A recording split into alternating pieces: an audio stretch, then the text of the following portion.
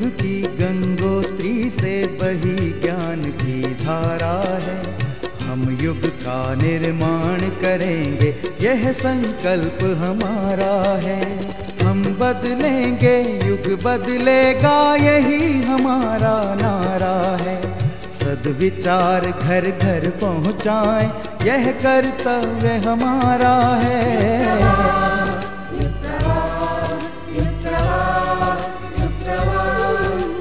चलो बढ़ें, कुछ अच्छा करने, युग ने हमें पुकारा है। धरती स्वर्ग बनाएंगे, ये शुभ संकल्प हमारा है।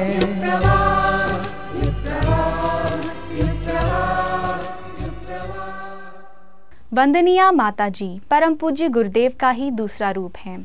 पूज्यवर के संकल्प, उनकी योजनाओं को वंदनीय माताजी से बेहतर और कौन समझ सकता है।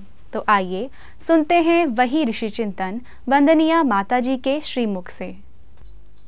प्रज्ञा परिजनों, बच्चे घर की पाठशाला में जो सीखते हैं, अब वो विद्यालय में, कॉलेजों में नहीं सीख पाते। घर की पाठशाला में कौन मास्टर होता है उनका? उनकी होती है माँ और उनका होता है पिता। पिता और माता जैसा चाहें बच्चे को उसी तरीके से बना सकते हैं। बच्चा होता है गीली मिट्टी की तरीके से, जैसा चाहें उसको वैसा ही बना सकते हैं। कुम्हार होता है, मिट्टी होती है और सांचे होते हैं मिट्टी के, और जब चाहा किसी में मोर बना के रख दिया, किसी में कबूतर बना के रख दिया, किसी बंदर बना के रख दिया। किसने बना के रख दिया? कुम्हार ने। क्यों? मिट्टी तो एक ही थी ना। और तरह तरह का कैसे बन गया? तरह तरह का इसलिए बन गया क्योंकि उनके जो सांचे थे वो अलग अलग प्रकार के थे। कोई मोर का था, कोई बंदर का था, कोई हनुमान का था, कोई संत का था, कोई काय का था, कोई काय का था। जैसे सांचे थे वैसे ही वो खिलौने बनते चले गए। खिलौनों का एक उदाहरण है माता पिता, वो सांचे हैं कि बच्चे को अच्छे से अच्छा बना सकते हैं। संत भी बना सकते हैं, ऋषि भी बना सकते हैं, वैज्ञानिक भी बना सकते हैं, न मालूम क्या क्या बना सकते हैं माँ और बाप। मदालसा ने अपने बच्चों को बनाया था 2 को, और सब तो कोई क्या बन गया, लेकिन 2 को बनाया था। एक को ब्रह्म ऋषि बनाया था, एक को राजर्षि बनाया था मदालसा ने अपने दोनों बच्चों को बना दिया और सारे संसार को दिखा दिया कि बच्चों को यदि माँ चाहे तो श्रेष्ठ नागरिक के रूप में उदाहरण पेश कर सकती है बच्चे को। बच्चे हमारी भावी पीढ़ी के ऊपर ही इस राष्ट्र का निर्माण संभव है। राष्ट्र का निर्माण जब होगा तो हमारे बच्चों का निर्माण होगा। आगे चल करके यही हमारे बच्चे इस राष्ट्र को संभालेंगे। जो जितने भी बुजुर्ग और बुढ़े हैं वो तो कहाँ रह पाएंगे, वो तो इस संसार से विदा हो भी गए और हो जाएंगे। बाकी के तुम्हारे बच्चे ही आगे संभालेंगे। उन बच्चों को बनाना चाहिए। कैसा बनाना चाहिए? जैसा कि गुरु गोविंद सिंह ने अपने बच्चे अजीत को बनाया था। एक लड़का उनका लड़ाई में मारा गया था, दूसरा लड़का आया, पिता मैं प्यासा हूं। तो उन्होंने कहा कि तुझे शर्म नहीं आती? तेरा एक भाई लड़ाई में मारा गया और तू पानी के लिए आया है। जा, तू चला जा और वहां जा लड़ाई के मैदान में, माँ अपनी प्यास को बुझाना।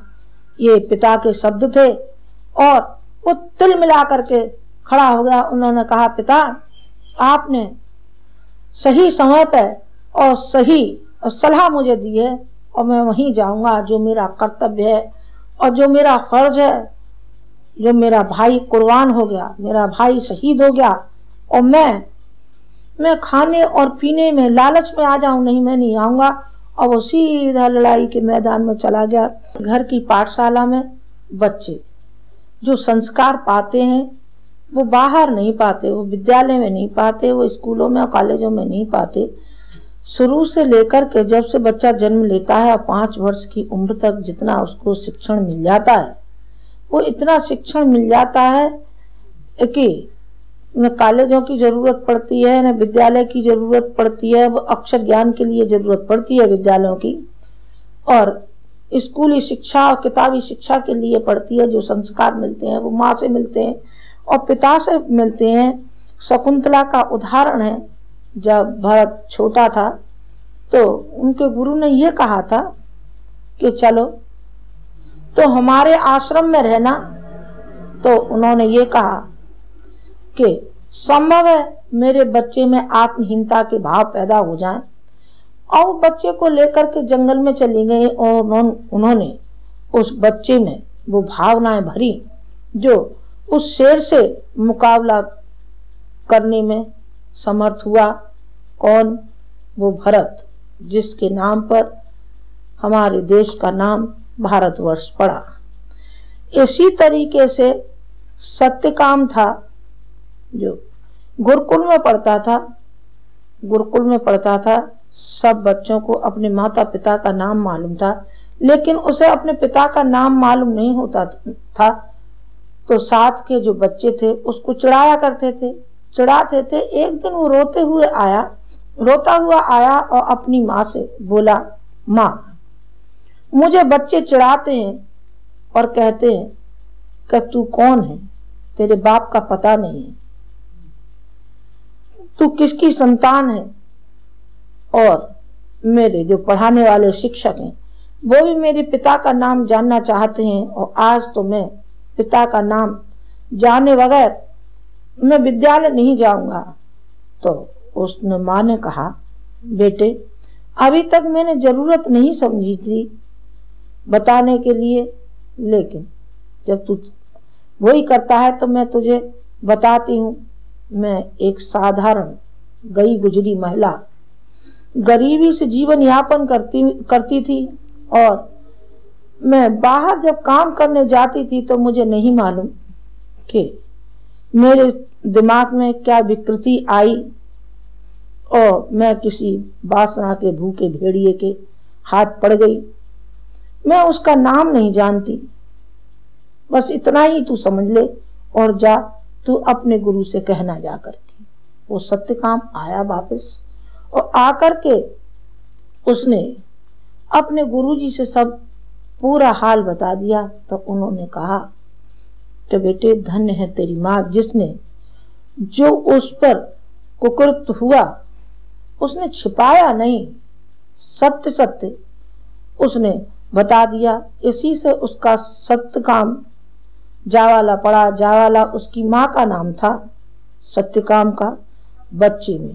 बच्चे में ईमानदारी, पुरुषार्थ, ये माँ भरती है और पिता भरता है। बच्चों को धन नहीं स्वावलंबी बनाया जाना चाहिए, क्रियाशील बनाया जाना चाहिए। विद्या के क्षेत्र में उनको बढ़ाया जाना चाहिए। ये नहीं कि एक बार फेल हो गया, अरे ये तो बड़ा खराब है, ये तो पढ़ता ही नहीं है, अब तो ये जिंदगी भर नहीं पढ़ेगा। नहीं, जो चलना सीखता है वो कभी कभी गिर भी जाता है। गिर जाता है तो इसका मतलब ये नहीं कि बच्चे गिरते ही रहेंगे। उनको प्रोत्साहन दीजिए, बच्चों को बढ़ाइए। जिस क्षेत्र में वो बढ़ना चाहते हैं, कला के क्षेत्र में बढ़ना चाहते हैं, तो उसमें उनका प्रोत्साहन मिलना चाहिए। विद्या के क्षेत्र में मिलना चाहिए, सेवा के क्षेत्र में मिलना चाहिए। स्वावलंबन में करके ही खाना चाहिए, बिना करे नहीं। जैसा कि ईश्वरचंद विद्यासागर था, लाड़ प्यार की आवश्यकता नहीं होती, बच्चों को संस्कार की आवश्यकता होती है। ईश्वरचंद विद्यासागर, उनको 300 रुपए मिलते थे, लेकिन 50 रुपए अपने लिए रखते थे, बाकी के 350 रुपए सारे समाज के लिए, स्कूल के बच्चों के लिए दिया करते थे, क्योंकि वो जानते थे कि अभावी जिंदगी कैसी होती है। इनके पास नहीं है, मेरे पास है, तो मैं उतने में ही गुजारा चलाऊंगा जितने मेरी उदर पूर्ति के लिए आवश्यक है। उतना ही उन्होंने अपने पास रखा और बाकी का वो देते रहे समाज के लिए जिसमें हम रहते हैं। सामाजिक प्राणी है मनुष्य, और मनुष्य पर अपने बच्चों का, अपनी बीवी का, अपनी माँ का, अपने भाई का, अपने पिता का ही कर्ज नहीं होता, बल्कि समाज का भी है जिस समाज में पैदा हुए हैं। और जब से प्राणी जन्म लेता है मनुष्य और मरता है, तब तक वो समाज का ऋणी हो जाता है, ऋणी हो जाता है, और वो ऋण को बगैर चुकाए जाता है तो कहते हैं कि कछुआ हो जाता है कि नहीं हो जाता है, लेकिन ये बात जरूर है कि वो कर्ज लेकर के जाता है, तो जन्म जन्मांतरों तक उस समाज का ऋणी ही बना रहता है।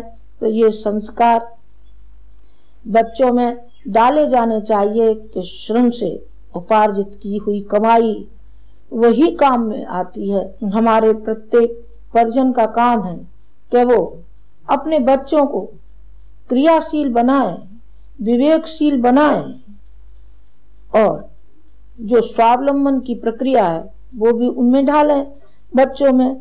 इसी तरीके से एक बाटा हुआ है लड़का जिसके माता पिता मर गए थे, और उन्होंने ये कहा था कि बेटे तुम नौकरी मत करना, चाहे जो करना पर नौकरी मत करना।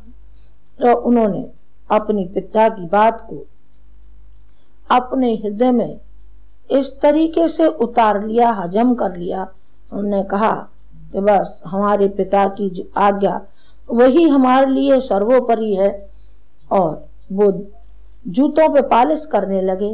एक दिन एक व्यक्ति आया, उसने पॉलिश कराई तो 10 पैसे की बजाय उसने 100 का नोट निकाल करके दिया। बच्चे ने कहा कि मेरे पास तो है नहीं, मैं अभी भुना करके लाता हूँ, और वो लेने चला गया भुनाने के लिए उस नोट को। अचानक ही गाड़ी आई और उसमें टक्कर मारी, घायल हो गया। उसे हॉस्पिटल पहुंचाया गया, वहां वो अचेता अवस्था में पड़ा था। छोटा भाई उसके पास खड़ा था, और वो सज्जन भी पहुंच गए, वो थे कोई संपादक, पहुंच गए। तो जब अचेत हुआ लड़के को, तो उसने अपने छोटे भाई से कहा, भाई मैं तो विदा हो जाऊंगा, मुझे ऐसा लगता है कि शायद मैं नहीं बचूं, पर तुम एक काम करना, जिनका हमने पैसा लिया है मुझे मालूम नहीं वो नोट कहाँ गया, तुम इस कर्जे को उतार देना। भाई ने कहा, हाँ मैं जरूर उतारूंगा, आपके कर्जे को उतारूंगा, और जिस तरीके से तुमने जूतों पे पॉलिश करके और अपना जीवन यापन किया था, बस उसी तरीके से मैं भी करूंगा। वो जो वैज्ञानिक महोदय खड़े थे, उनकी आंखों में पानी आ गया, और उन्होंने कहा, बेटे चल तू मेरे साथ चल। छोटे भाई से कहा, उन्होंने कहा, छोटे भाई ने कहा कि जिस पथ पर मेरा भाई चला है, जो बात मेरे पिता ने मेरे बड़े भाई के लिए कहा था, बड़े भाई के लिए नहीं कहा था, वो मेरे लिए भी कहा था। मैं उनका अनुकरण न करूं और मैं अपने पथ से हट जाऊं, ये मुझसे नहीं होगा, मुझसे नहीं होगा। ये किसने संस्कार डाले थे? ये घर की पाठशाला से, घर के विद्यालय से, उनमें वो संस्कार उदय हुए जो कि बाटा के नाम से वो प्रसिद्ध हो गए बच्चे। जापान में घर घर कुटीर उद्योग हैं, बड़े बड़े जितने भी औद्योगिक संस्थान हैं, वो कहते हैं कि उनके बच्चों के नाम पर हैं, दोनों बच्चों के नाम पर, जिनका कि मैं अभी उदाहरण दे के चुकी हूँ। तो ये जो सद्विचार हैं, ये जो प्रेरणा है, और जो स्वावलंबन की प्रवृत्ति है, सदाचार की है, बड़ों को प्रणाम कराने की है, हमारे बच्चे अभी ये नहीं जानते कि हमको अपने से बड़ों के तय क्या कर्तव्य है, उनको बताया ही नहीं गया। जब बड़ों ने किया हो अपने बड़ों के साथ तो वो भी करें, जब उन्होंने ही नहीं किया, माता पिता ने ही नहीं किया, तो बच्चे क्यों करेंगे? बच्चे भी नहीं करेंगे। उनको सिखाया जाना चाहिए कि बेटे सुबह उठते ही माता पिता को प्रणाम करना चाहिए, अपने से बड़ों को प्रणाम करिए, स्नान करिए और भगवान के पास बैठिए। कुछ नहीं आता तो उनको पंचाक्षरी बता दीजिए, ओम भूर्भुवस्सुः बता दीजिए, लेकिन कुछ भगवान के पास बैठे तो सही, आस्तिकता आए तो सही। आस्तिकता ही नहीं है, न ये नास्तिक है न ये आस्तिक है, जानते ही नहीं है, वो तो बच्चे हैं, वो कुछ भी नहीं जानते।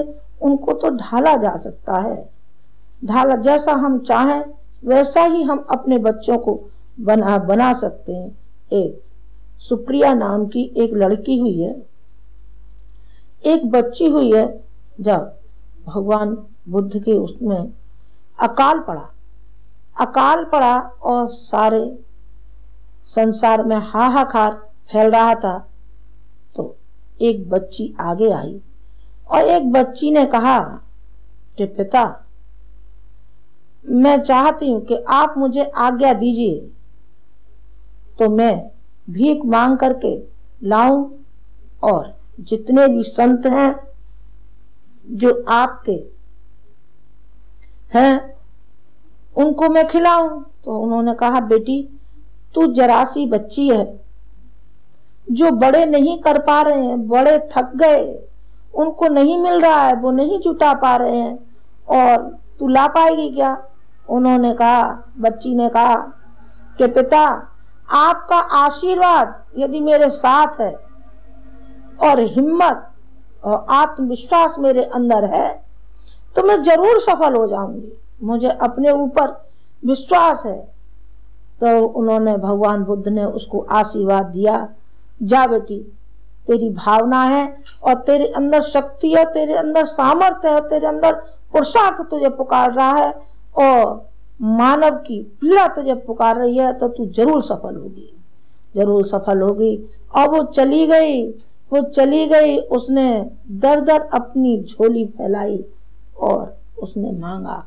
जहां गई वहां ढेर लग गया, ये क्या बात थी? ये उसके पुरुषार्थ और मनोबल, और उसके साथ चल रहा था भगवान बुद्ध का आशीर्वाद चल रहा था, जो आज भी हमने देखा नहीं, केवल सुना है और पढ़ा है, और अनायासी जवान पर उस बच्ची का नाम आ गया।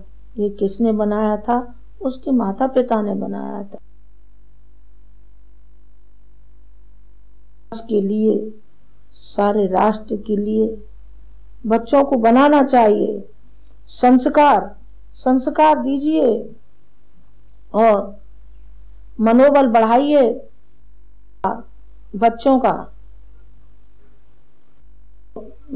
मैं जा रही थी कि इन बच्चों को बनाएंगे तो ये पाएंगे कि आगे चल करके इन्हीं बच्चों में हमारे भगवान बुद्ध भी हो सकते हैं, गांधी भी हो सकते हैं, और न मालूम हमारे इन बच्चों में कौन कौन हीरा उत्पन्न हो सकते हैं और कौन कौन इनमें क्या क्या महापुरुष उत्पन्न हो सकते हैं। हमारा और आपका काम है कि इस पौधे को बढ़ाइए, नन्हे मुन्ने फूलों को बढ़ाइए और इन्हें दरख्त के रूप में तैयार करिए, जिससे कि आने वाली पीढ़ी इनकी छाया में बैठे और सुख शांति अनुभव करे।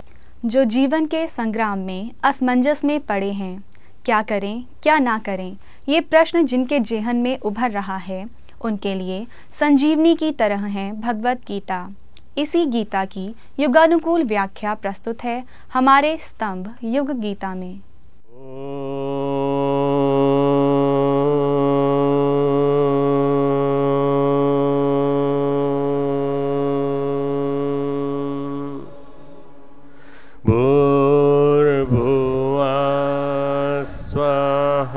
तत्सवितुर्वरेण्यं भर्गो देवस्य धीमहि धियो यो नः प्रचोदयात्। गीता जो है वो चालू होती है इंसान के द्वंद्व से, तनाव की समस्या से गीता आरंभ होती है। द्वंद्व से तनाव से विषाद उत्पन्न होता है। ये जीवन की कॉमन समस्या है, और विशेषकर युवकों में, आज के युवकों में, युवा युवतियों में बड़ी कॉमन है। ये नकारात्मक सोच के कारण पैदा हो रही है। ये वृत्ति जो पैदा हो रही है नकारात्मक सोच के कारण, इंसान के नकारात्मक सोच के कारण, नेगेटिव थिंकिंग, आत्महत्या की प्रवृत्ति, बेरोजगारी, नशाखोरी, ये पलायनवादी प्रवृत्तियां हैं सारी की सारी। अर्जुन पलायनवादी बन रहा है, कर्तव्य से भागना चाहता है, और उसके कारण बड़े शास्त्रीय हैं, शास्त्रोक्त हैं कारण। अर्जुन असमंजस में है, और असमंजस में आकर वो कह रहा है कि युद्ध में इन सबको मार करके कल्याण नहीं देख रहा। 31वां श्लोक पहले अध्याय का, इन आतताइयों को मारकर तो हमें पाप लगेगा। वो इस बात को एक्सेप्ट कर रहा है कि ये आतताई हैं, ये जो जितने भी लोग हैं ये आतताई हैं, कष्ट देने वाले हैं। आतताई ने यातना देने वाले हैं, कष्ट देने वाले, और कष्ट देने वाले होने के नाते ये मुझे पाप लग सकता है। परंतु क्या कह रहा है वो कि इन आतताइयों को मारकर तो हमें पाप ही लगेगा।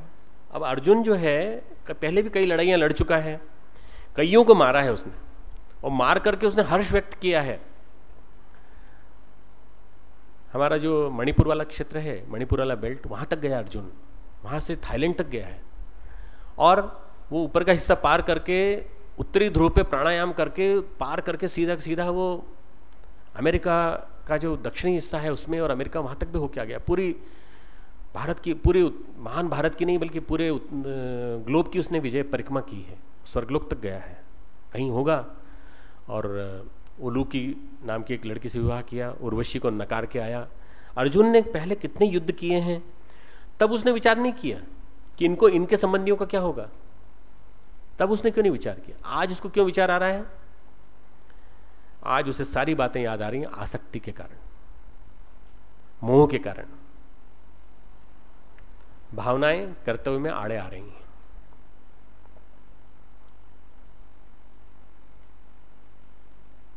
मूलतः वृत्ति अर्जुन की क्षत्रिय है। अर्जुन मूलतः क्षत्रिय है, युद्ध करना जानता है, युद्ध कला में माहिर है।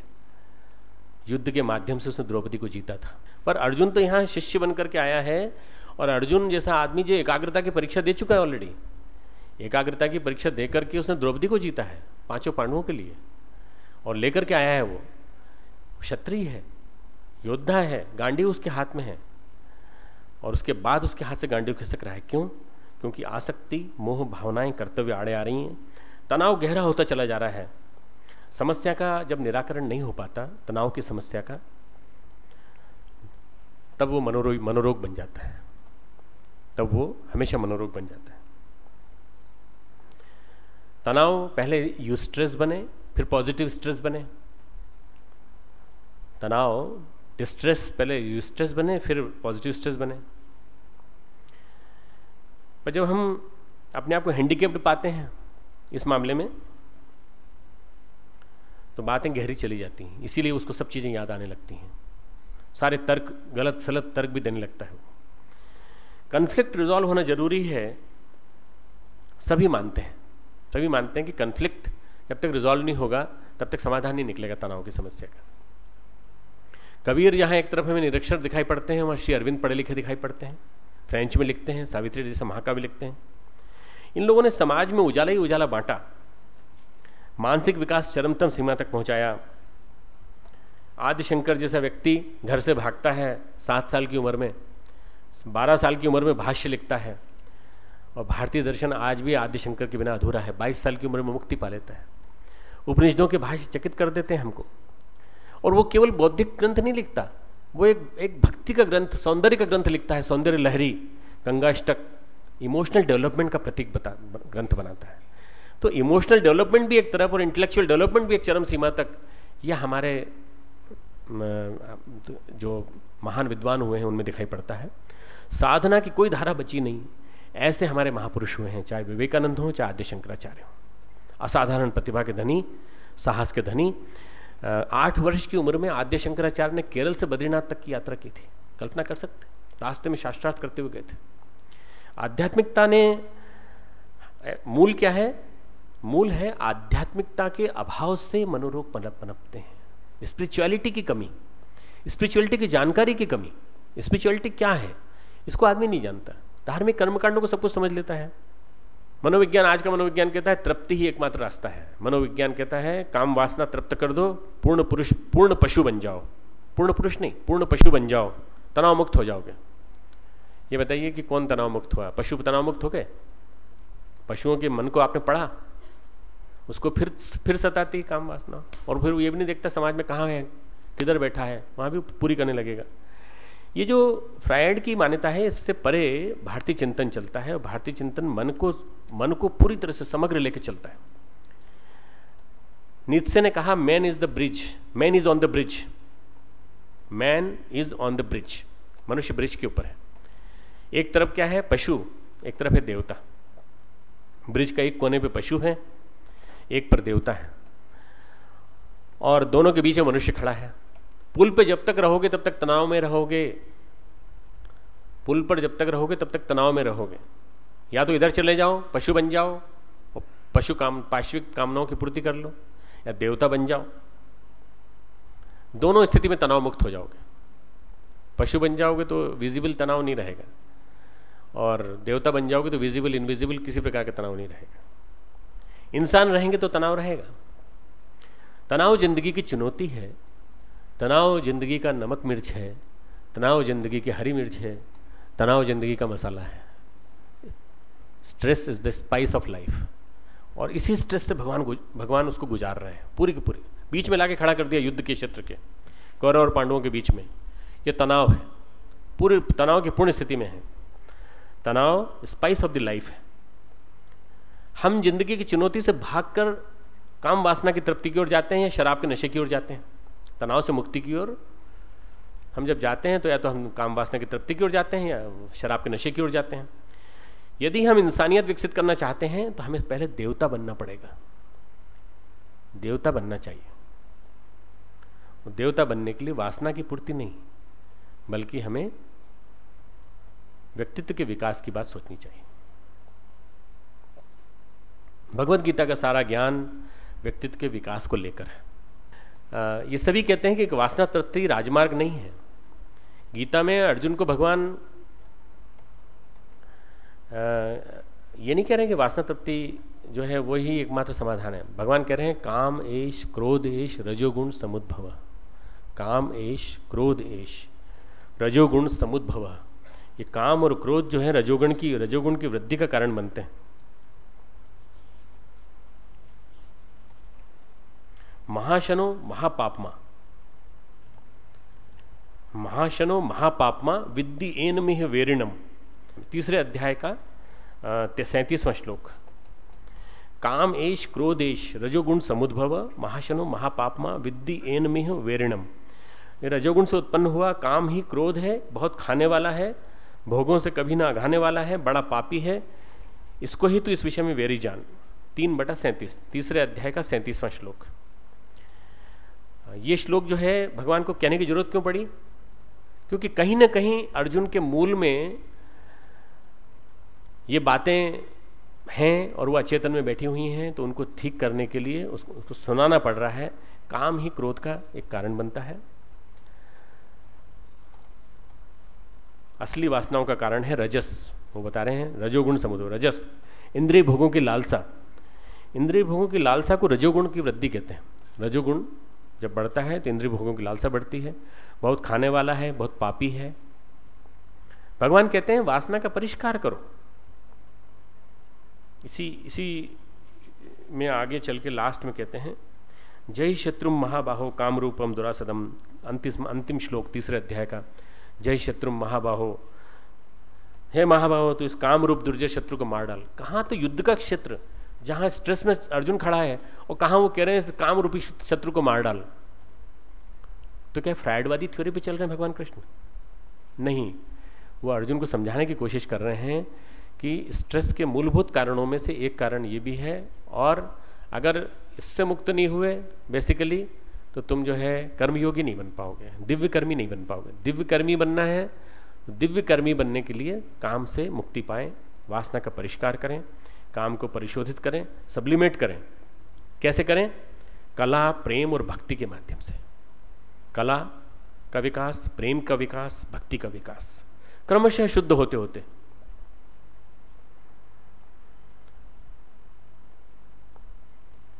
जितनी भी कलाएं हैं, आर्ट की जितनी फैकल्टीज हैं, चित्रकला हो, शिल्प कला हो, और मैं कहता हूं फैशन टेक्नोलॉजी आज की मॉडर्न भी, ये सारी की सारी शुद्ध काम की अभिव्यक्ति हैं, विशुद्ध काम की, प्योर काम, इम्प्योर वाला काम नहीं।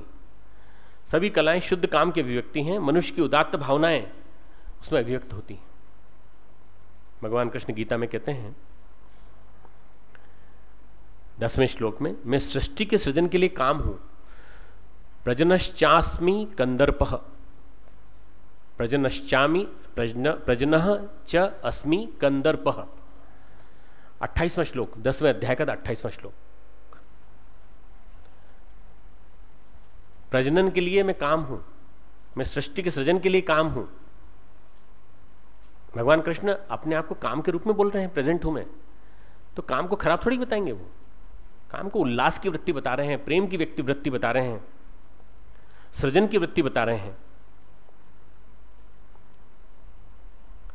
काम सृजन वृत्ति है, वासना शोषण वृत्ति है। काम सृजन की वृत्ति है और वासना शोषण की वृत्ति है। दो व्यक्ति एक दूसरे को वासना की दृष्टि से देख रहे हैं और दो व्यक्ति एक दूसरे को प्रेम की दृष्टि से देख रहे हैं। दो व्यक्ति जो एक दूसरे को वासना की दृष्टि से देख रहे हैं वो एक दूसरे को उसका शोषण करना चाह रहे हैं, और दो व्यक्ति जो एक दूसरे को देना चाह रहे हैं, प्रेम की दृष्टि से देख रहे हैं, वो देना चाह रहे हैं एक दूसरे को। मैं कितना चाहे कितना दे दूं इनको। प्रेम साहित्य में है, प्रेम प्रकृति के आनंद में है, प्रेम चांद सितारों में है, प्रेम भगवत प्रेम में है, प्रेम संकीर्तन में है, प्रेम आरती में है, प्रेम प्रार्थना में है। प्रेम वहां से खींचा जाता है। ये हमारी विकसित परिष्कार की चीज है। प्रेम साहित्य में है, प्रेम प्रकृति में है, प्रकृति के आनंद में है, प्रेम चांद सितारों में है, प्रेम भगवत प्राप्ति के, भगवत सत्य की प्राप्ति में है, प्रार्थना में है, याचना में है। वासना में आकुल व्यक्ति मात्र शरीर देखता है और प्रेम ऊंचाइयां देता है। वो शरीर के तल से नीचे गिरा देता है, क्योंकि प्रेम ऊंचाइयां देता है। भगवत गीता कहती है मनुष्य के समग्र व्यक्तित्व का विकास होना चाहिए।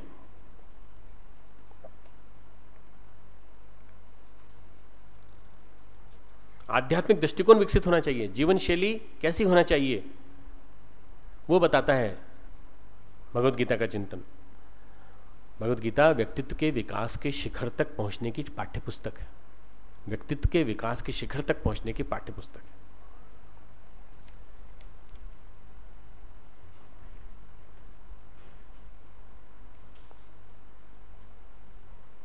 नॉर्मल व्यक्ति जीनियस नहीं बन पाता।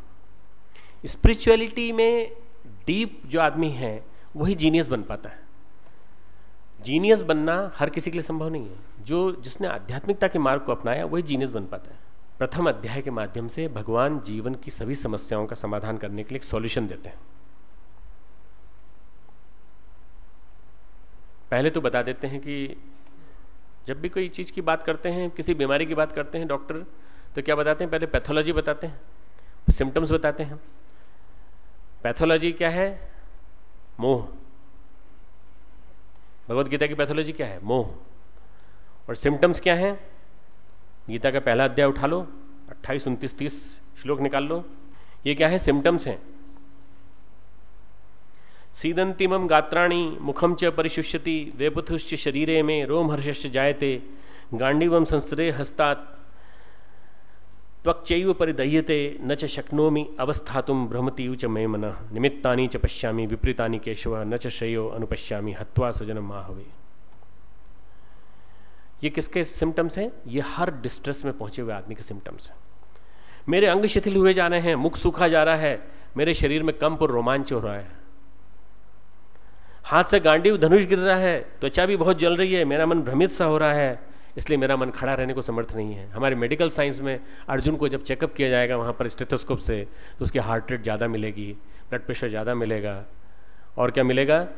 ये मिलेगा कि स्ट्रेस की चरम अवस्था में है, थोड़ी देर में अगर उसको ट्रीट नहीं किया तो हाइपरटेंशन होने के कारण ये व्यक्ति को हार्ट अटैक नहीं हो जाए कहीं। इसका स्ट्रेस की पराकाष्ठा पर है। सिम्टम्स हैं कि नहीं पूरे के पूरे? हाथ से गांडीव गिरा जा रहा है, मुंह सूख रहा है, ये सारे सिम्टम्स किसके हैं? स्ट्रेस की पराकाष्ठा के। कोई अगर हैंस सेलिए, स्ट्रेस पढ़ी है ना साइकोलॉजी वालों ने, हैंस पढ़ी ना, हैंस सेलिए का कोई अच्छा आदर्श मॉडल हो सकता है तो क्या हो सकता है? अर्जुन। और अच्छा श्लोक कौन सा हो सकता है? ये 28वां-29वां श्लोक, सबसे बढ़िया श्लोक। कि क्या सिम्टम्स होते हैं? ये सिम्टम्स होते हैं, डिस्ट्रेस के सिम्टम्स ही होते हैं। इसी द्वंद्व में रेजोल्यूशन छिपा है, इमोशंस और ड्यूटी का द्वंद्व है ये। वो कहता है केशव, मैं लक्षणों को विपरीत देख रहा हूं, मैंने तो विजय चाहता हूं, राज्य अथवा सुखों को ही। सारी बातें कृष्ण सुने जा रहे हैं। कहीं ये नहीं कहते अर्जुन रुक रुक रुक, एक मिनट रुक, सुन सुन, कहीं नहीं कहते, चुपचाप शांति से सुने जा रहे हैं। बोल ले, जितना बोलना है उतना बोल ले। साइकोलॉजिकल क्लिनिक में क्या होता है? बोल लो जितना बोलना है। उसके बाद पहले जब आदमी खुल जाए अच्छी तरह से, उसके खुलने के बाद फिर सुनते हैं। सुनने के बाद फिर उससे कहते हैं अच्छा ठीक है, अब हमारी सुनो, अब तुमने बोल लिया, अब हमारी सुनो। तो भगवान कृष्ण उसको पूरा बोलने का मौका देते हैं। आज जो थेरेपी है, स्पिरिचुअल थेरेपी जितनी चल रही हैं, उनका अगर किसी को आधार मानेंगे, ब्रायन विज की थ्योरी हो चाहे वो और किसी की थ्योरी हो, उसका आधार गीता है पूरी की पूरी। साइकोलॉजिकल साइको स्पिरिचुअल थेरेपी का मूल आधार क्या है? गीता, गीता का चिंतन। मनुष्य का सनातन द्वंद्व ये चला रहा है अनादिकाल से। 5000 साल पहले भी ये बात थी, 5000 साल बाद भी यही बात है। इंद्रियां कुछ और कहती हैं, समाज कुछ और कहता है। इंद्रियां कहती हैं हमें इन चीज़ों की जरूरत है, समाज कहता है ये मत करो, तुम ये करोगे तो असामाजिक कहलाओगे। हमारे दो डायमेंशन है, एक बायोलॉजिकल डायमेंशन, एक साइकोलॉजिकल डायमेंशन, एक जैविक डायमेंशन है, एक मनोवैज्ञानिक डायमेंशन है। इन दोनों में द्वंद्व चलता रहता है, साइकोलॉजिकल और बायोलॉजिकल में। ये द्वंद्व सनातन है, आदिकाल से चले आ रहे हैं। हम शरीर और मन में सामंजस्य पैदा कर लें, गंगा और यमुना में समन्वय पैदा कर लें, बायोलॉजिकल और साइकोलॉजिकल में हम दोनों में सामंजस्य पैदा कर लें, तो एक तीसरी धारा निकलती है गंगा यमुना में से, स्पिरिचुअल नेचर की एक सरस्वती धारा निकलती बीच में से, संगम के आधार पर। अष्टावक्र कहते हैं जनक से, ये शरीर प्रधान और मन प्रधान दोनों धाराओं में से एक अध्यात्म प्रधान धारा निकलेगी, वो तुम्हारी चिकित्सा करेगी। जनक अपनी समस्या कहते हैं अष्टावक्र को, अष्टावक्र गीता में। तो अष्टावक्र बहुत विद्वान है, परंतु एक सर्जन की भाषा का यूज करते हैं। सर्जन की भाषा में कहते हैं मैं तुम्हारे उदर और हृदय की शल्य क्रिया करके तुम्हें मुक्त कर दूंगा। मैं तुम्हें तुम्हारे उदर की शल्य क्रिया करूंगा, मैं तुम्हारे हृदय की शल्य क्रिया करूंगा, सर्जरी करूंगा और मैं तुम्हें मुक्त कर दूंगा। अब समझने की कोशिश करो ये क्या है, उदर की शल्य क्रिया क्या है और हृदय की शल्य क्रिया क्या है। हमारी दो तरह की भावना होती हैं, उच्च स्तरीय भावना है, निम्न स्तरीय भावना है। जब हम निम्न स्तरीय भावनाओं का दमन करते हैं, उनका ऊपर नहीं उठने देते, उनका दमन करते हैं, रूपांतरण नहीं करते, तो उदर में ग्रंथियां बन जाती हैं, उदर में ग्रंथियां बन जाती हैं, उदर रोग पैदा हो जाते हैं, irritable bowel syndrome, ulcerative colitis, chronic diarrhoea, stress induced diarrhoea, stress induced colitis, ये सारी की सारी जितनी भी बीमारियां हैं, पेप्टिक अल्सर सिंड्रोम। और यदि उच्चस्तरीय भावनाओं का दमन करते हैं, उदारता, दान, ये जो उच्चस्तरीय भावनाएं हैं या दमन, अरे क्या क्या रखा है इन सब चीज़ों में, तो हृदय में ग्रंथियां बन जाती हैं और हृदय की ग्रंथि हृदय रोगों को जन्म देती है। जो अपनी उदारता की वृत्तियों को, जो अपनी देने की वृत्तियों को दमन करेगा, उसकी ग्रंथि बन जाएगी और वो ग्रंथि हार्ट पेशेंट के रूप में निकलेगी। आज हार्ट पेशेंट्स की बाढ़ है या स्टमक पेट के पेशेंट्स की बाढ़ है, दो तरह के पेशेंट्स की बाढ़ है समाज। ऊर्जा जो घुमड़ रही है वो ग्रंथि में मुक्त दब गई है, ग्रंथियों में से उसको मुक्त कर दिया जाए तो शिखर तक पहुंच जाएगी। तो वो अष्टावक्र क्या कहते हैं, मैं तुम्हारी नीचे वाली ग्रंथि का भी ऑपरेशन कर दूंगा, ऊपर वाली ग्रंथि का भी ऑपरेशन कर दूंगा, मुक्त हो जाएगी ऊर्जा, तो मुक्त हो जाओगे। तो वो रियल साइको सर्जरी की बात कर रहे हैं। He is talking of psycho surgery. Psycho surgery से नीचे की ग्रंथियों को मुक्त कर देंगे, ऊपर की ग्रंथियों को मुक्त कर देंगे। श्री कृष्ण अर्जुन की साइको सर्जरी कर रहे हैं यहाँ पर। कर्म योग करते करते उसके बिहेवियर को मॉडिफाई कर रहे हैं।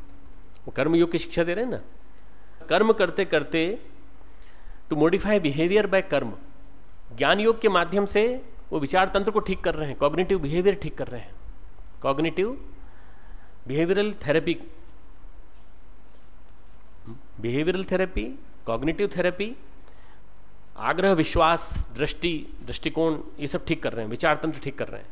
पहले कर्म करते करते व्यवहार को ठीक करना, फिर ज्ञान योग के माध्यम से आग्रह और विश्वासों को ठीक करना अर्थात कॉग्निटिव थेरेपी, फिर तीसरा भक्ति योग के माध्यम से हीलिंग कर रहे हैं, इमोशनल हीलिंग। श्री कृष्ण की तीनों थेरेपी अति उच्च स्तर की साइकोथेरेपी है।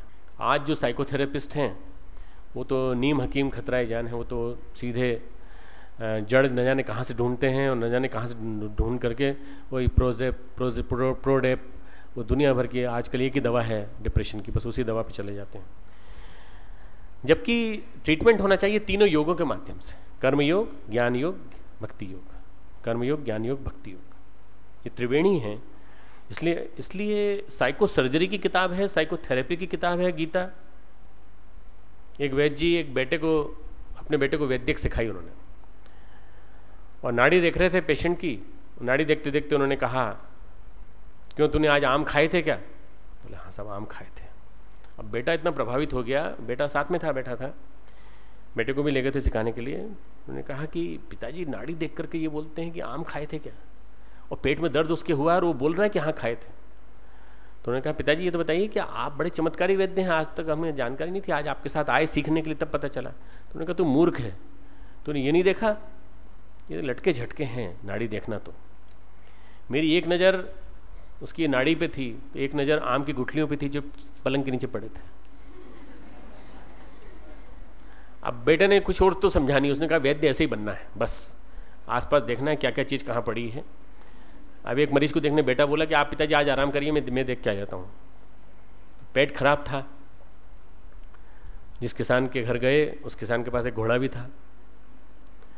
तो उसने सीधा उठ करके कहा, क्यों भाई तुम्हारे पेट में दर्द है? हम तुम्हें पल्स देखते हैं, नाड़ी देखें, क्यों तुमने आज घोड़ा खाया था क्या? तो उसने कहा किसी पागल जैसी बातें करते हो, इसको किसको उठा लाया? तो बोले नहीं, तुम्हारे पलंग के नीचे लीद पड़ी, इससे हमको लगाया। ये नीम हकीम खतराए जान है।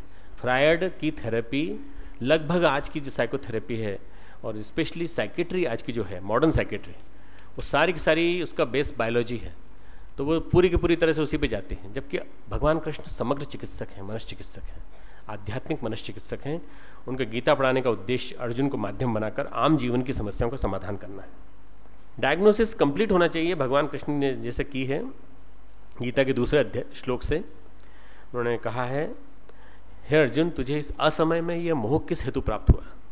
क्योंकि न तो श्रेष्ठ पुरुषों द्वारा आचरण योग्य है, न स्वर्ग को देने वाला है, न कीर्ति को करने वाला है।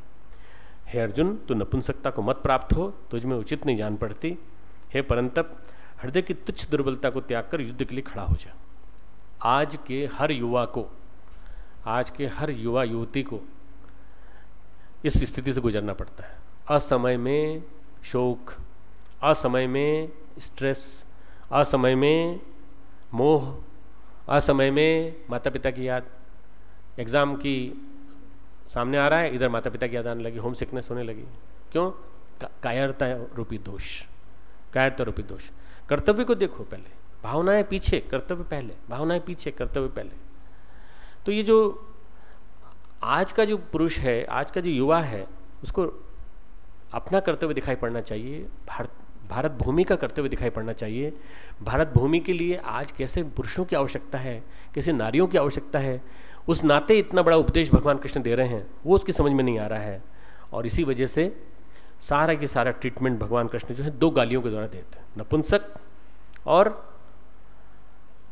श्रेष्ठ पुरुषों द्वारा आचरण न करने योग्य, न स्वर्ग को देने वाला, न कीर्ति को करने वाला, ऐसा आचरण तू क्यों कर रहा है? ये दो गालियां उन्होंने दे दी। अब ये इतनी ज्यादा चुभती हैं अर्जुन को। हे मधुसूदन जवाब देता है, मैं रणभूमि में किस प्रकार बाणों से भीष्म पितामह। अब वो बोलता है कि सबसे ज्यादा चुटीला जवाब देना चाहिए, तो भीष्म पितामह का नाम लेता है, द्रोणाचार्य का नाम लेता है, क्योंकि पूजनीयों को कोई मारा जाता है। अब आज उसको पूजनीय मालूम पड़ रहे हैं। और जब कृष्ण के सामने जब अज्ञातवास में बात करता था तब ये करता था कि इन दोनों को क्या हो गया, दोनों को गाली देता था अज्ञातवास में। पीठ पीछे तो सब गाली दे लेते हैं, सामने जब सामना हो गया, आमने सामने खड़े हो गए, तो अपने कायरता के लिए बहाना बना लिया अर्जुन ने भीष्म पितामह को और द्रोणाचार्य को। गुरुन हत्वा ही महानुभावा, 5वां श्लोक। इन महानुभाव गुरुजनों को न मारकर मैं इस लोक में भिक्षा का अन्न भी खाना कल्याणकारी समझता हूं। ये कभी नहीं खा सकता। अर्जुन चतुर प्राणी है, कभी भिक्षा का अन्न खाने की उसकी पात्रता ही नहीं है, क्योंकि वो क्षत्रिय है। भिक्षा का अन्न खाना भी कल्याणकारक समझता हूं, फिर भी बोल रहा है गुरुजनों को मारकर भी इस श्लोक में रुधिर से सने हुए अर्थ और कामरूप भोगों को ही तो भोगूंगा। ये काम की बात कहां से आई मालूम? यहां से आई है, काम रूप भोगों को तो भोगूंगा। अर्थात तो जीवित रह रहा है, तो युद्ध लड़ रहा है, तो दो कामों के लिए लड़ रहा है। किस काम के लिए? रुधिर से सना हुआ अर्थ और काम रूप भोग। जीवन के 4 पुरुषार्थ होते ना, धर्म, अर्थ, काम और मोक्ष। तो आप मुझे क्यों लड़ने के लिए कह रहे हैं? 2 ही कामों के लिए, अर्थ और काम के लिए, वो भी अधर्म में। अधर्म में अर्थ, अधर्म में काम। काम भोग से जुड़ा हुआ और रुधिर से जुड़ा हुआ अर्थ, रक्त से सना हुआ अर्थ, रक्त से सना हुआ पैसा लेकर क्या करूंगा मैं? वो भी गुरुओं को मारकर। हम यह भी नहीं जानते कि हमारे लिए युद्ध करना और न करना, 6ठा श्लोक, इन दोनों में से कौन सा श्रेष्ठ। ये भी नहीं जानते कि उन्हें हम जीतेंगे या हमको वो जीतेंगे। अभी भविष्यवाणी तो नहीं कर सकते, वो कहे जा रहा है। जिनको मारकर हम जीना भी नहीं चाहते, वे ही हमारे धृतराष्ट्र के पुत्र हमारे मुकाबले में खड़े हैं। मतलब उनको मारने के बाद हमारी भी इच्छा नहीं होगी हम जिएं। ये तर्क, ये सारे आज ही के दिन उसको याद आ रहे हैं।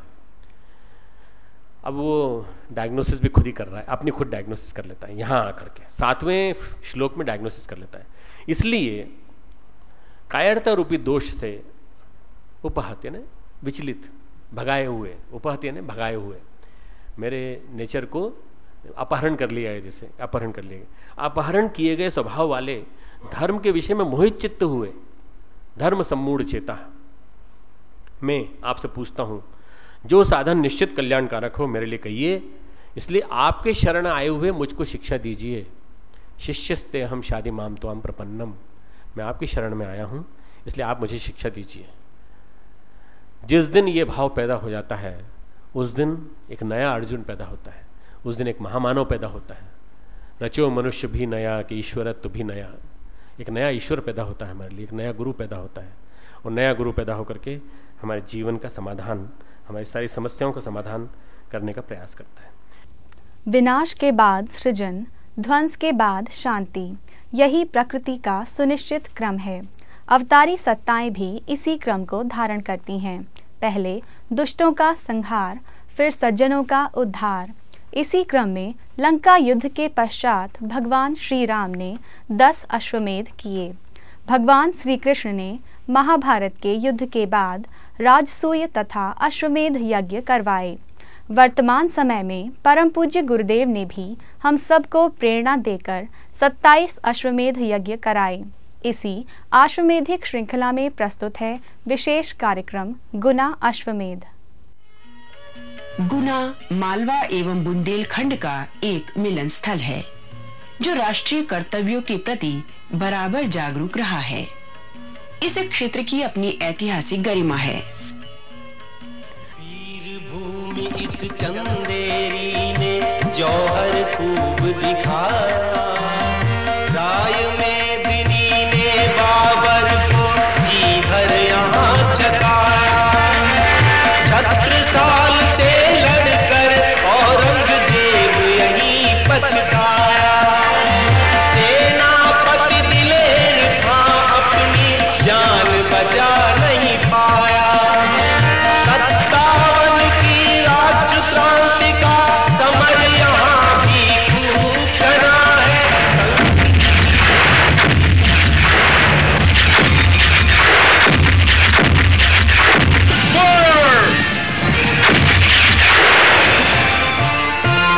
यह देखो शिवपुरी यहाँ की महिमा अजब निराली। यह बगिया है शिव शंकर की, वे है इसके माली। कर्म भूमि तात्या टोपे की यहाँ पास में झांसी। लक्ष्मी बाई यहाँ बनी थी अंग्रेजों की फांसी। बुंदेले हर बोलों के मुख इसका भारी नाम सुना है। यह इतिहास प्रसिद्ध क्षेत्र है, इसका साथी शहर गुना है। अश्वमेध होंगे इस ऊपर, जिनका केवल नाम सुना है। एक नया अध्याय उसी का अश्वमेध। गुना का शक्तिपीठ आगरा बम्बई मार्ग पर स्थित है। अश्वमेध का मुख्य कार्यालय यही बनाया गया। कलश स्थापना के साथ ही अश्वमेध का दिग्विजय अभियान प्रारंभ कर दिया गया। ग्राम प्रदक्षिणा के अंतर्गत गांव-गांव जाकर ग्रामवासियों को मातृभूमि, भारत माता एवं अपने कर्तव्यों के प्रति जागृत किया गया।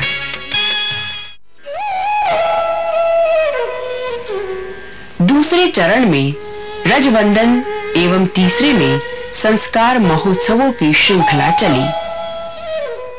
चौथे चरण में तीर्थ परिक्रमा के अंतर्गत सभी धर्मों के पवित्र स्थलों का जलरज समारोह पूर्वक ले जाया गया। सारा वातावरण सद्भावना एवं श्रद्धा से भर उठा। एक ओर तीर्थ परिक्रमा यात्रा गुना की ओर बढ़ रही थी, तो दूसरी ओर गुना में यज्ञ की तैयारियां पूरी निष्ठा एवं श्रद्धा से चल रही थी। प्रेम, सद्भावना, कर्मठता एवं सहकारिता का सुखद वातावरण देखकर सभी गदगद हो रहे थे।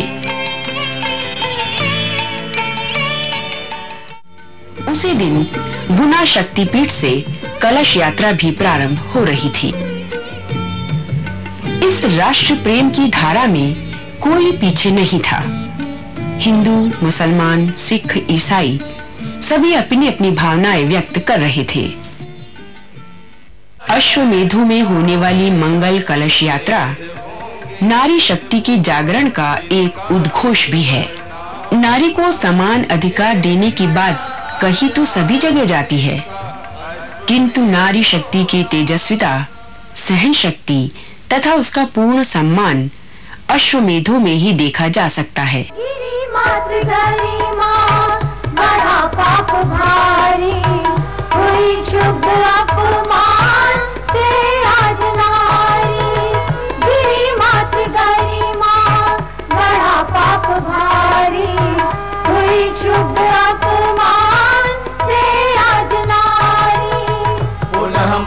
गरिमा का उत्थान होगा, उसे प्राप्त फिर श्रेष्ठ सम्मान होगा। अश्वमेध की यज्ञशाला में पहला अधिकार पूर्ण प्रवेश मंगल कलशधारी महिलाओं का होता है। भारतीय संस्कृति में किसी भी शुभ कार्य का प्रारंभ पवित्र जलयुक्त मंगल कलश स्थापित करके किया जाता रहा है।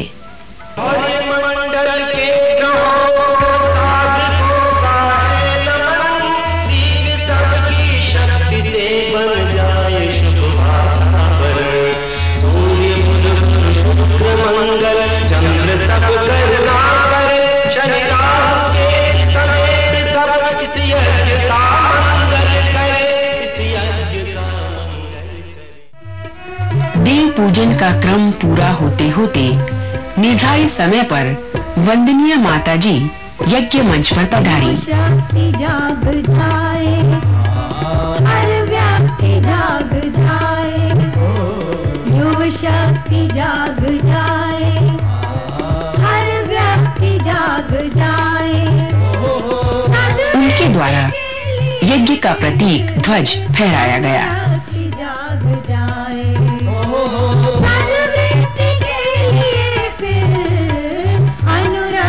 जाग जाए, होवे उदारता फिर प्रत्येक आचरण में उड़ती हो गंध भीनी, जो दूर तक चमन में ओ धर्म की पताका।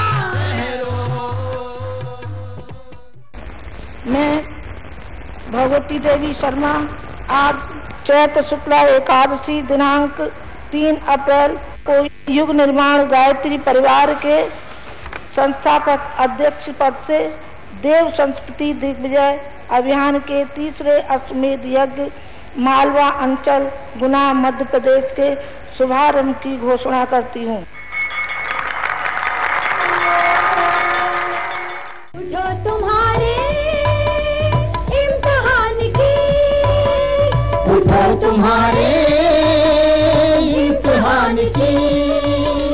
इस प्रकार अत्यंत भाव भरे उल्लासमय वातावरण में देव पूजन का क्रम संपन्न हुआ।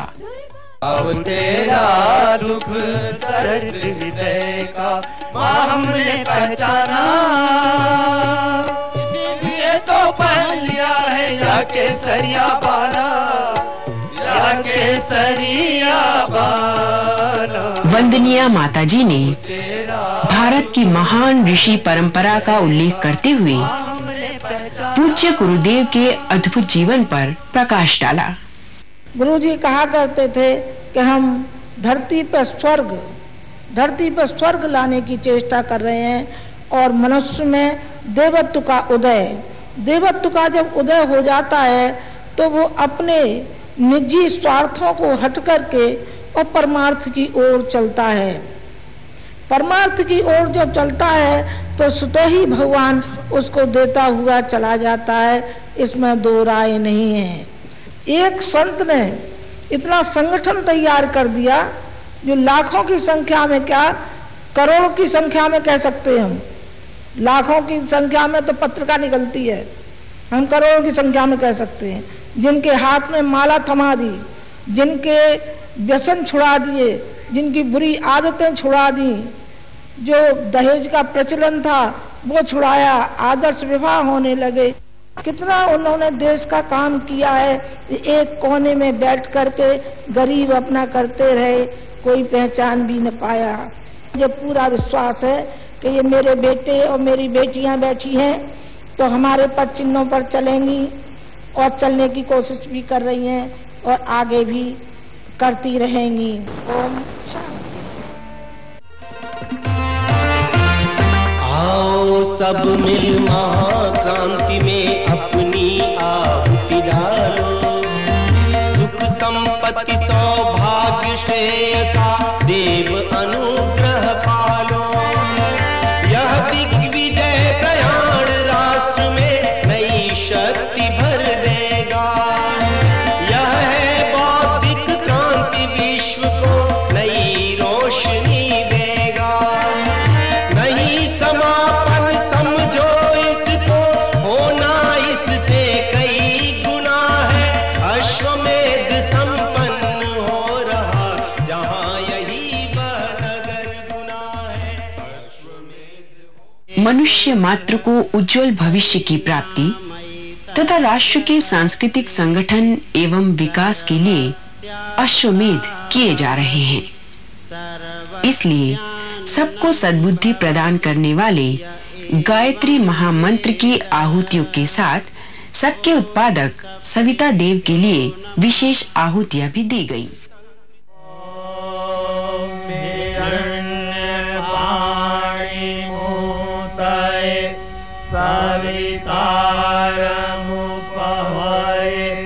सचेता देवता पदग्वं स्वाहा इदं सवित्रेयं नमः। भोजन के लिए 4 भोजनशालाओं में प्रातः 9 बजे से रात 12 बजे तक लगातार भोजन बनता था। लाखों व्यक्ति प्रतिदिन भोजन करते थे। विवाह 2 आत्माओं का मिलन है। इस पावन संस्कार के माध्यम से जीवन भर एक दूसरे के प्रति, परिवार एवं समाज के प्रति निभाए जाने वाले कर्तव्यों का बोध कराया जाता है। जब सुबह बारात विदा होने लगी तो लड़का जो क्या है उधर से क्या नाम है अपने माँ बाप और बारातियों की तरफ से लड़की वाले की तरफ आ गया और सबको नमस्कार करने लगा। पिताजी नमस्कार, चाचा जी नमस्कार, जीजाजी नमस्कार, और जो क्या है लखनऊ के नवाबों, बाराती लोगों, आपको भी साष्टांग प्रणाम है, साष्टांग प्रणाम है। क्यों? जिसने मुझे खरीद लिया है, इस लड़की वाले ने मुझे खरीद लिया है, मकान बेचा है, इसकी मैं सेवा करूंगा। बाप ने कहा बेटा तू क्या कहता है कि तू मेरा किस बात का बाप? बाप अपने बच्चे को नहीं बेच सकता है। जीजाजी से कहा अरे जीजाजी तुमने विरोध क्यों नहीं किया? फूफा जी आपने विरोध क्यों नहीं किया? चाचा जी आपने इसका विरोध क्यों नहीं किया? और कहा गया लखनऊ के नवाबों तुम दावत खाते रहे, आपने विरोध क्यों नहीं किया? अब मैं नहीं चल सकता हूं, अब तो मैं जिसने ये दिया है और मुझे खरीद लिया है। बस फिर क्या हुआ? पंचायत हुई, उसके भी एक ही लड़का था, सारा दहेज वापस किया जब वो लोग वापस गए। तो युग बड़ी तेजी से बदलता हुआ चला जा रहा है भाई, आपको संकल्प लेना चाहिए। इसमें जो लोग आए हैं, बहन भाई और जो कुछ बाराती देखने वाले, लड़की वाले, लड़का वाले और जो कुछ भी यहाँ है यज्ञ में आए हुए हैं, सबको संकल्प लेना चाहिए, असहयोग करना चाहिए। अगर कोई दहेज लेता है तो एक एक मुट्ठी धूल डालनी चाहिए। ये परिवार संस्था को सशक्त संचालित करने के लिए परम पूज्य गुरुदेव ने आदर्श विवाहों की परंपरा डाली। आज 58 दंपत्ति आज से जिस पुत्र में बन रहे हैं, इन्हें वंदनीय माता जी का आशीर्वाद मिल रहा है।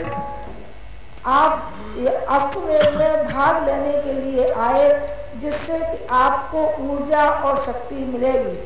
आप यदि मन से यदि भाग लिया है आपने और श्रद्धा के साथ आपने लिया है, तो इसके सत्परिणाम आपको मिलने ही हैं। गुरु जी जो हाथ में लाल मसाल थमा गए हैं, तो लाल मसाल हमारी जन जन तक पहुंचनी चाहिए। गायत्री मंत्र जन जन पहुंचना चाहिए, जन जन के पास पहुंचना चाहिए। देव स्थापना जन जन तक पहुंचनी चाहिए। पूजा उपासना जन जन तक पहुंचनी चाहिए, ताकि भगवान के प्रति वो आस्था और विश्वास रखें। आपको उसी ओर चलना चाहिए और मैं आशा रखती हूँ कि आप, मेरा ख्याल है आप चलेंगे भी और चलना चाहिए भी। और नहीं तो मैंने कल कहा था, कल मैंने विनोदी उसमें थोड़ी सी लहजे में कह दिया था, आज भी मैं पुनः उसे दोहराए देती हूँ कि आप नहीं मानेंगे तो देखो हम और गुरुजी आपके कानों की हिफाई करेंगे वो बैठ कर, और जब आप सो जाएंगे तो आपको चैन से नहीं सोने देंगे। एक इस गाल पर, एक इस गाल पर, एक माता जी का घबरा पड़ेगा और एक पड़ेगा गुरु जी का घबरा, तो आप उल्टे पुल्टे हो जाएंगे। उल्टे पुल्टे न हो जाए इसलिए आप बखत से पहले ही, आपकी बहुत आवश्यकता है, आपकी बहुत मांग है इस देश को। हम आजीवन आपको बांधे रहेंगे, जब तक हम जिंदा हैं तब तक आप बंधे रहेंगे, और जब हमारा शरीर नहीं रहेगा तो परोक्ष रूप से आपके ऊपर छाए रहेंगे। जिस तरीके से गुरुजी काया शरीर और सूक्ष्म शरीर में जाकर के सारे वातावरण पर छाए हुए हैं, इसी तरीके से हम अपने बच्चों पर सारे विश्व पर छा लेंगे। किसी के माध्यम से कराएं हम चाहे, तो माध्यम कोई भी हो सकता है। मुझे आशा है आपसे बहुत कुछ आशाएं में लेकर के आई हूँ इस गुना नगरी के लिए। छोटे से जिले में इतना बड़ा काम हो गया है, इतनी अपार भीड़ होती हुई चली आ रही है, मुझे बहुत खुशी है और बहुत प्रसन्नता है। इन शब्दों के साथ मैं अपनी बात समाप्त करती हूँ। ओम शांति। दीक्षा देने वंदनीय माता जी स्वयं पधारी। पहली दक्षिणा है कि आप नियमित उपासना करेंगे, एक दिन भी आपकी चूक नहीं होनी चाहिए। नंबर 2, उपासना तो हुई अपनी जीवात्मा के लिए, भगवान के लिए, और साधना हुई अपने लिए, अपने परिष्कार के लिए। आप परिष्कृत होइए, स्वाध्याय कीजिए। स्वाध्याय आपको नियमित करना चाहिए, अच्छे विचार आपको पढ़ने चाहिए ताकि आपकी बुद्धि का विकास होता हुआ चला जाए। प्रतिज्ञा कीजिए कि जो भी आपके अंदर बुराइयां हैं उन बुराइयों को आप निकालेंगे। कौन कौन सी बुराइयां हो सकती हैं? बुराई नंबर 1 कि शराब हो सकती है, शराब पीते हो, मीठ खाते हो, बीड़ी सिगरेट पीते हो, पान तम्बाकू खाते हो, और भी इसमें जो अनेक बुराइयां छिपी हुई हैं, जिसमें हमारी शारीरिक और मानसिक बुराई भी है कि शरीर से तो नहीं होता, कई बार दिमाग से होता है, दिमाग से भी नहीं होनी चाहिए। फिर आप क्या करेंगे? आप समाज सेवा के लिए व्रत लीजिए कि हम 2-4 घंटे नियमित हम समाज के लिए देंगे। जो हमें बताया गया है समाज सेवा के लिए, आप समाज सेवा के लिए व्रत लीजिए ताकि हम सारे विश्व के लिए, जो कह रहे हैं कि सारे विश्व को बदल डालेंगे, तो कैसे बदल डालेंगे? आप बदलेंगे तभी तो बदलेंगे। 5वीं जो दक्षिणा है वो है अंशदान। आलस्य और प्रमाद जो छाया रहता है, इस आलस्य और प्रमाद को निकाल देंगे। जो लड़कियां हैं जो बैठी हैं, मैं उनसे कहूँगी कि वो आलस्य और प्रमाद को छोड़ करके नारी जागरण के लिए कुछ कार्य करें। 2 से 5 तक का टाइम मिलता है, वो भली भांति कर सकती हैं। हर हालत में समय दान आपको देना ही चाहिए। समय की पुकार है, समाज की पुकार है, ये राष्ट्र की पुकार है कि आपको ये सुननी चाहिए और सुन करके आप यूं ही चुप न रह जाएं, बल्कि अपने हृदय में उतारें और उसको कार्य रूप में आप लाएं। अब आप जुड़ी रहे हैं तो पक्के मन से जुड़िए, रंगी रहे हैं तो पक्का रंग चढ़ना चाहिए, कच्चा नहीं। ओम भूर्भुवः स्वः तत् सवितुर्वरेण्यं भर्गो देवस्य। हमारे हृदय में एक ज्वाला धधक रही है और वो हर व्यक्ति के लिए, हर अपने परिजनों के लिए ये चाहती है कि इस ज्वाला में से एक थोड़ी सी चिंगारी इनके मनों में पड़ जाए, ताकि उस चिंगारी से ये धन्य हो सके और इस चिंगारी को लेकर के आगे तक सब व्यक्तियों में इस चिंगारी को लेते हुए चले जाएं। दीप यज्ञ के क्रम में जगमग ज्योतित वातावरण में देव शक्तियों एवं वंदनीय माताजी की साक्षी में लाखों लोगों ने अपने जीवन में गायत्री उपासना, श्रेष्ठ विचारों का स्वाध्याय तथा जनहित के लिए समय एवं साधन निकालने के लिए सामूहिक रूप से संकल्प किया।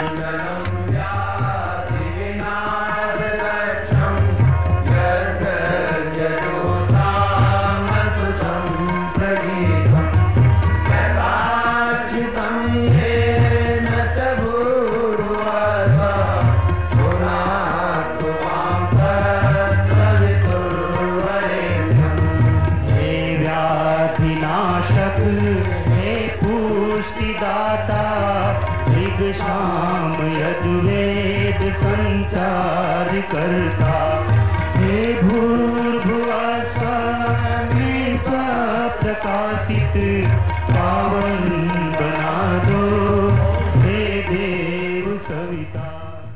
ओम भूर्भुवः स्वः तत्सवितुर्वरेण्यं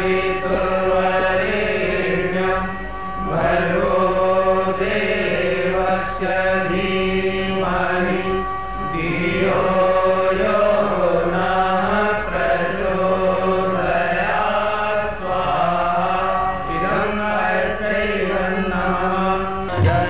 जय गायत्री माता सतमार्ग पर हमें चला, सभी गाएं। ओ है सुखदाता जयति जय गायत्री माता, आदि शक्ति तुम अलख निरंतर, जग पालन करती माँ जग पालन करती, शोक शोक भय क्लेश कला दारिद्र दैन हरती, जयति जय गायत्री माता। अपने अंदर देवत्व का विकास करते हुए देवत्व का अनुसरण करने के लिए संकल्पित होकर हम पूर्णाहुति करते हैं। ओम अग्निशने धर्मशने अर्कशने सूर्यशने प्राणशने अर्शने धर्शने पृथ्वीशने हरितशने शीतशने यौशने अंगुलया धक्वयो निदर्शने यज्ञेन कल्पता